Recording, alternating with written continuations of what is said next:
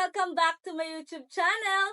Naghahanap ka ba ng mautangan online? Tamang-tama dahil napapunta ka sa aking channel kasi dito is nagre-review po ako ng mga online lending application. Sinisilip ko po kung ito bang mga online lending application na naglalabasan sa Google Play Store is maaasahan at legit o katulad lang ng iba na loan shark.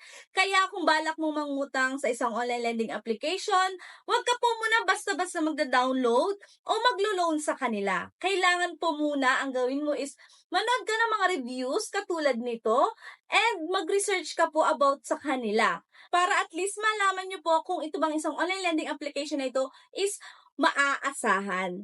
Ngayon, meron na naman tayong sisilipin na isang online lending application para malaman natin kung ito ba is legit o hindi. Kasi guys, itong online lending application na ito daw po is nagpapautang ng up to 60,000 pesos. And sabi din dito, easy and fast to fill in the information online, safe and secure.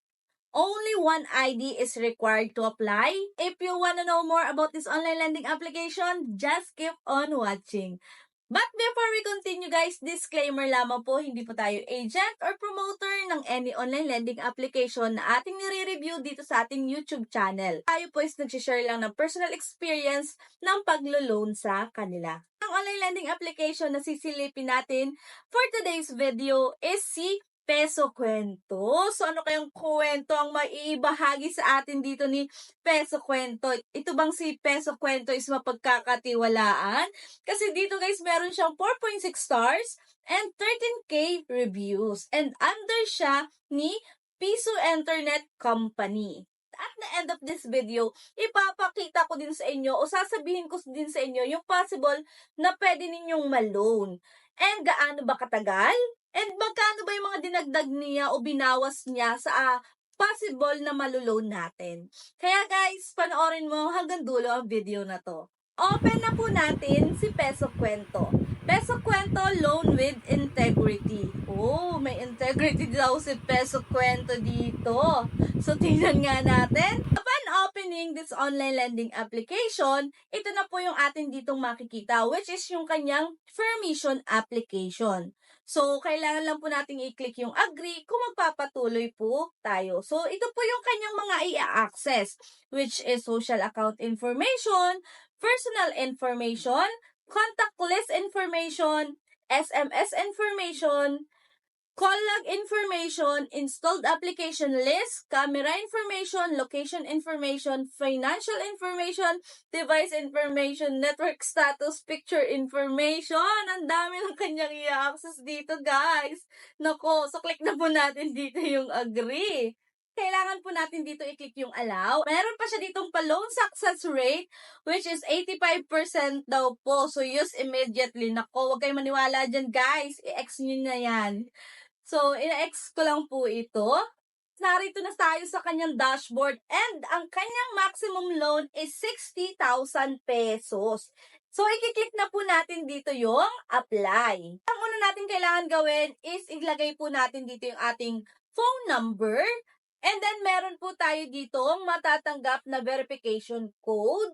So, ilalagay lang po natin siya dito. And kailangan po natin dito maglagay ng ating password. And then, after that, babalik po tayo ulit sa kanyang dashboard. And then, i-click na po natin dito yung view my credit. And i-allow-allow lang po natin yung kanyang mga gustong ipa-allow. Narito na po yung mga kailangan nating fill upan. Dito po sa una is yung ating personal information, gender, birthday, marital status, education, residential address, detailed address, may pa-Facebook account pa siya dito, and good thing is optional lang. So guys, huwag nyo na ilagay dito yung inyong Facebook account. And then, alternative mobile number. And then after that, i-click lang po natin yung next. Kasunod na po natin kailangang i-fill in is yung ating contact references. So, dito nang hihingi siya po ng 5 contact references. After that, guys, is facial recognition na po. So, no mask, no hats, no too dim. And then, start na po natin yung detection.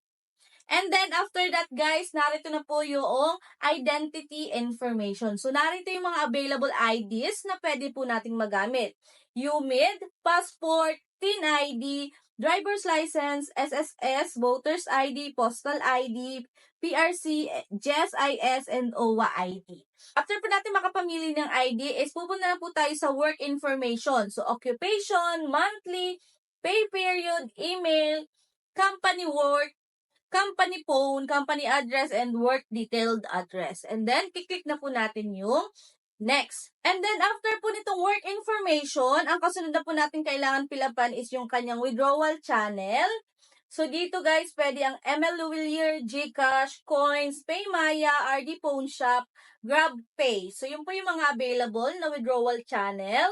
So, pipili lang po kayo doon ng isa. And then, withdrawal account, ilalagay lang po natin.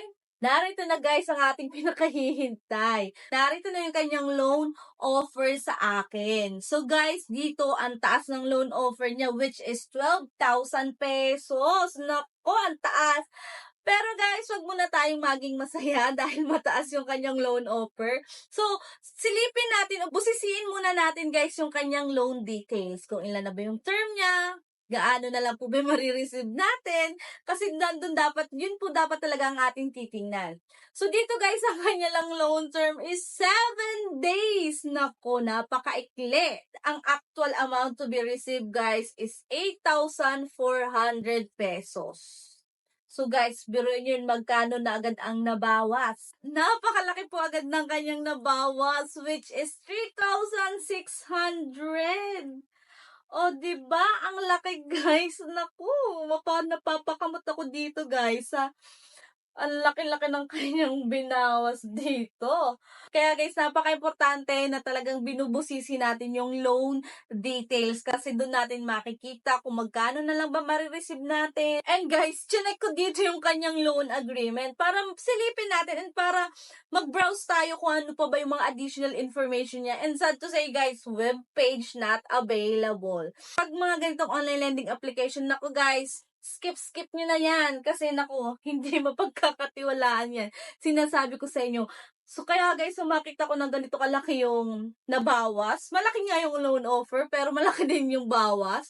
Hindi ko na po grinab yung loan offer sa akin dito. Kahit kayo mismo, pag ganito yung nakita nyo, hindi nyo na rin siya i-grab, diba? Kasi kung i-grab nyo guys, maaari lang kayo guys mamroblema, ma-stress. Kaya nako, kung ayaw nyong maranasan nyo, huwag nyo na pong balaking mag-try dito kay Peso Kwento. Kasi masamang kwento dito kay Peso Kwento. Hindi maganda yung kwento ni Peso Kwento guys. Kaya nako, huwag na kayong mag-loan dito. So, yun lang yung about kay Peso Kwento. So, yun lang po yung meron kay Peso Kwento. So, nasa sa inyo pa rin ang desisyon kung kayo maglo-loan. After ko pong ipakita sa inyo yung possible na maloloan ninyo and kung magkano na lang ang inyong marireceive at kung gaano katagal bago kayo magbayad. Yan lang guys for today's video. So, kung hindi ka pa po nakasubscribe dito sa ating YouTube channel, i-subscribe mo na, i-like mo na ito, and mag-comment ka na rin po sa comment section kung na-try mo na si Peso Kwento. So, yun lang guys. Bye-bye! See you on my next video. And thank you for watching!